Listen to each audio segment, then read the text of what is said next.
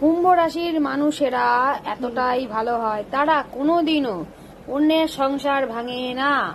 তারা কোনোদিনও লোকের স্বামী, লোকের ক্ষতি, লোকের বাচ্চার ক্ষতি, লোকের স্বামীর ক্ষতি কোনোদিনও করে না। তারা লোকের সংসার ভাঙতে যায় না।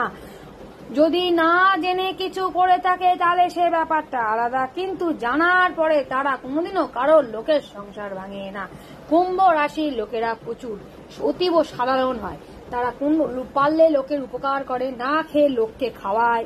তারা মানুষকে কখনোই বাস দেয় না। তারা অতি সাধারণ হয়, অতীব সাধারণ হয়।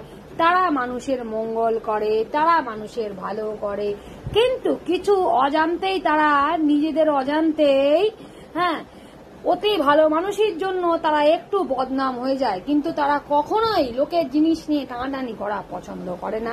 এরা প্রচুর সৎ হয়, সৎ।